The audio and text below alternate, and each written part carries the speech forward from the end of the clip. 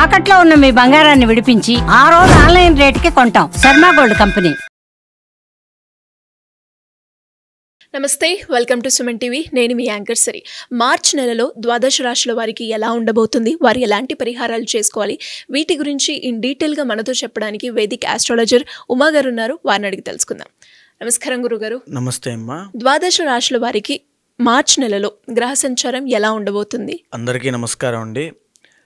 ఈ మార్చి నెల అంటే ఈ మాసంలో చాలా మార్పులు జరగబోతున్నాయి. ఎందుకు అంటే ఈ నెల ఆఖరిలో, ఈ మాసం చివరిలో శని యొక్క ట్రాన్సిట్ జరగడం వల్ల కొంతమందికి ఏలినాటి శని లేదా శని దోషములు పోతున్నాయి, కొంతమందికి శని దోషాలు పట్టబోతున్నాయి ఈ మాసం చివరిలో. అదేవిధంగా ఇదే మాసం చివరిలో 28, 29, 30వ తారీఖుల్లో షష్టగ్రహ కూటమైనటువంటిది ఏర్పడబోతోంది. దానివల్ల ద్వాదశ రాశులకి 12 రాశుల మీద కూడా ఈ యొక్క ప్రభావం అనేది తీవ్రంగా పడబోతోంది. ఐదర్ పాజిటివ్ అయినా నెగిటివ్ అయినా ఖచ్చితంగా పడుతుంది. దాని గురించి డిస్కస్ చేసుకోవాలి అండ్ దాని గురించి తగిన జాగ్రత్తలు కూడా చెప్పాలి. అదేవిధంగా ఈ మాసంలో రవి యొక్క ట్రాన్సిట్ కూడా మార్చి 15వ తారీఖు తర్వాత జరగబోతోంది.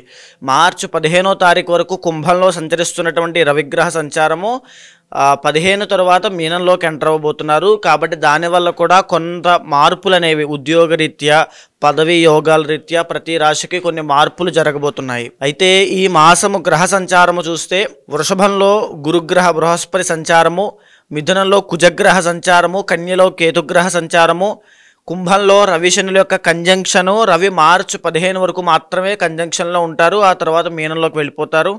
మీనంలో చంద్ర, శుక్ర, రాహు, బుధుల యొక్క సంచారం నడుస్తోంది.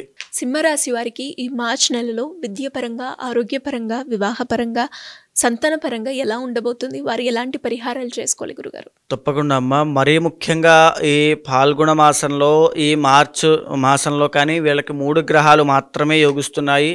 బుధ, శుక్ర, కుజులు మాత్రమే యోగిస్తున్నారు. మిగతా గ్రహస్థితి అంత అనుకూలంగా లేదని చెప్పచ్చు. ఈ 3 గ్రహాల వల్ల మాత్రమే వీళ్ళకు శుభ ఫలితాలు అనేవి ఉంటాయి. అయితే వీళ్ళకి ముఖ్యంగా చూస్తే 2వ స్థానంలో కేతుగ్రహ సంచారం నడవడం వల్ల కుటుంబపరమైన కలహాలు చూసే అవకాశం ఉంటుంది. కుటుంబంలో కూడా తెలియని ఏదో అలజడి, ఏదో ఒక తెలియని పరిస్థితి విషయంలో ఏదో ఒక మనశ్శాంతి లేకపోవడము, ప్రేమ ఆప్యాయతలు కుటుంబపరమైన ఇవి తగ్గడము, లేకపోతే శత్రువులు పెరగడము, శత్రువుల బాధ నుంచి వీళ్ళు ఇబ్బంది పడడము, లేకపోతే ఎప్పుడూ ఏదో ఒక కలహంలో వీళ్ళు తలదూర్చడము, దాంట్లో ఇన్వాల్వ్ అవ్వడం వల్ల మనశ్శాంతి లేకపోవడం లాంటివి ఎన్నో జరుగుతున్నాయి ఆల్రెడీ. అండ్ ఈ మాసంలో కూడా అది కంటిన్యూ అయ్యే అవకాశాలు ఉంటాయి. ఇక 7వ స్థానంలో రవిగ్రహ సంచారం మూలాన వీళ్ళకి పొట్టకి సంబంధించిన ఆరోగ్య ఇబ్బందులు వచ్చే అవకాశం ఉంటుంది. డైజెస్టివ్ ప్రాబ్లమ్స్ అవ్వచ్చు, ఎసిడిటీ అవ్వచ్చు, గ్యాస్ట్రిక్ సమస్యలు అవ్వచ్చు, లేకపోతే ఎలాంటి పొట్టకు సంబంధించిన సమస్యలైనా వీళ్ళకి వచ్చే అవకాశాలు ఉంటాయి. చాలా జాగ్రత్తగా ఉండాలి.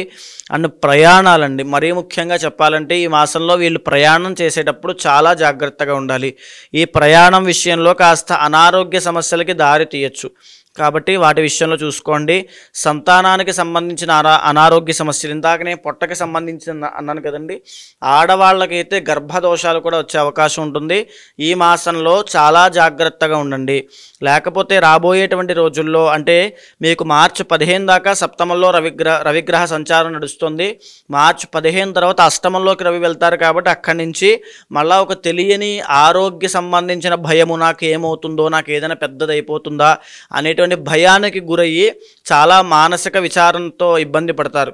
కాబట్టి అది రాకుండా ముందుగానే ఆరోగ్యం పట్ల ప్రత్యేకమైన శ్రద్ధ తీసుకోండి. టైం టు టైం ఫుడ్ తినండి, స్లీప్, ఎక్సర్సైజ్ కానీ చాలా ముఖ్యము. వాటి విషయాల్లో నిర్లక్ష్యం చేయొద్దు. అదేవిధంగా కలహాలు, ఎలాంటి గొడవల్లోనూ తలదూర్చొద్దు.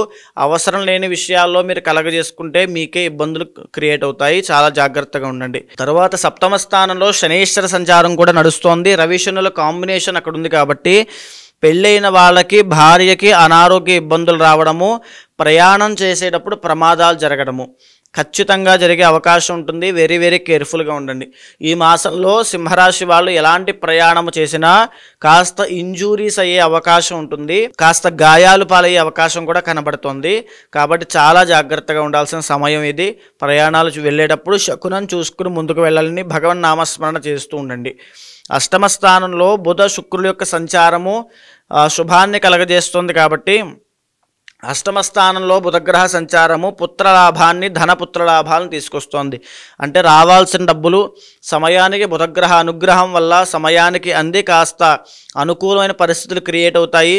బుధుడు ఎప్పుడు కూడా శుభాన్ని చేస్తాడు కాబట్టి అష్టమంలో బుధుడు అద్భుతంగా శుభాన్ని చేస్తాడు.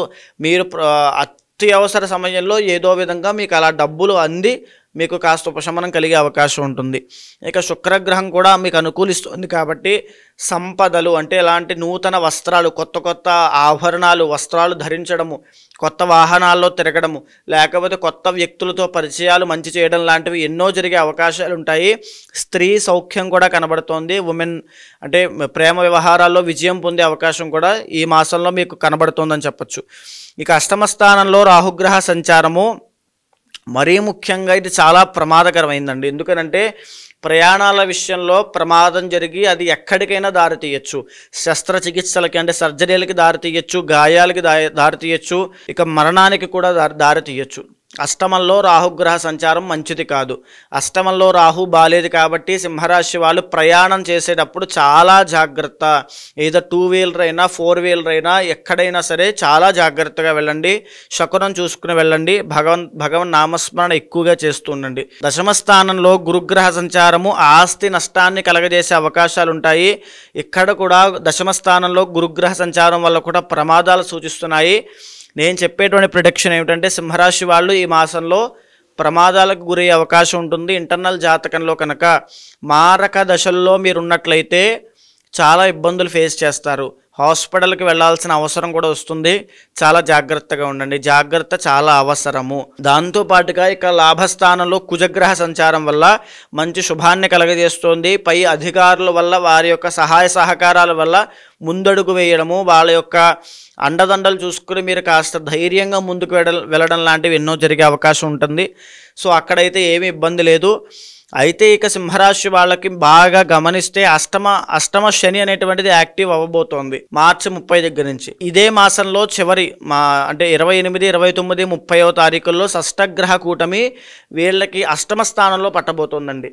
ఒక పక్క దశమ స్థానంలో ఉన్నటువంటి గురుడు ప్రమాదాలను సూచిస్తున్నాడు. అష్టమంలో ఉన్నటువంటి రాహు ప్రమాదాలని, ఇబ్బందుల్ని సూచిస్తున్నాడు. అష్టమ స్థానంలోనే పట్టబోయే షష్టగ్రహ కూటమి కూడా ప్రమాదాలను సూచిస్తోంది. కాబట్టి ఈ మాసంలో సింహరాశి వాళ్ళు వెరీ వెరీ కేర్ఫుల్గా ఉండండి. తరువాత మీ ఇంటర్నల్ జాతకం తప్పకుండా చూసుకోండి. ఆయుష్ దోషాలు ఏవైనా ఉంటే కనుక ఖచ్చితంగా తగిన శాంతి పరిహారములు ఆచరించండి. రాహు దోషం సంపూర్ణంగా కనబడుతోంది. గురుబలం కూడా లేదు కాబట్టి ఖచ్చితంగా శ్రీశైలం కానీ దగ్గరలో శివక్షేత్రాలు కానీ ఏమైనా ఉంటే వెళ్ళి దర్శనం చేసుకోండి. మరీ దూర ప్రయాణాలు చేయొద్దు. దగ్గరలో ఉన్న శివక్షేత్రాలకు వెళ్ళి ఆది దంపతుల యొక్క అనుగ్రహం కావాలి. అప్పుడు రాహు దోషం పోతుంది.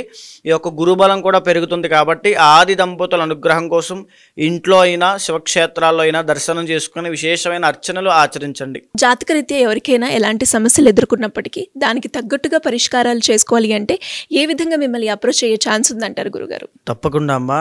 ఏదైతే మనం మాస ఫలితములు, వార ఫలితములు, తర్వాత సంవత్సర ఫలితములను మాట్లాడుకుంటున్నామో అది గోచార ఫలితంగా మన మీద 30 నుంచి 45% మాత్రమే ప్రభావితం చూపిస్తుంది. మిగతా % అంతా కూడా ఇంటర్నల్ జాతకం మీద ఆధారపడి ఉంటుంది. కాబట్టి కంగారు పడాల్సిన పని లేదు. కొన్ని రాశుల వారికి యోగాలు బాగాలేని డిసప్పాయింట్ అవ్వాల్సిన పని లేదు. కొన్ని రాశుల వాళ్ళకి రాజయోగం ఉంది కదా అని చెప్పి ఏ పని చేయకుండా ఖాళీగా కూర్చోవాల్సిన అవసరమూ లేదు. ఇంటర్నల్ జాతకం మీద వాళ్ళ యొక్క నిత్య యోగాలు, ఆ యొక్క దోషాల మీద కూడా ఆధారపడి ఉంటుంది.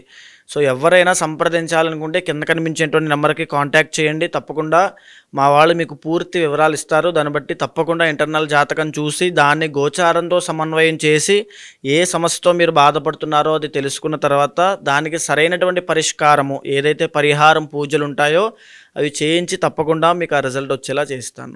ధన్యవాదాలు గురుగారు. నమస్తే అమ్మా. సుమన్ టీవీలో మీ పర్సనల్ అండ్ బిజినెస్ ప్రమోషన్స్ కోసం కింది నెంబర్కి కాంటాక్ట్ చేయండి.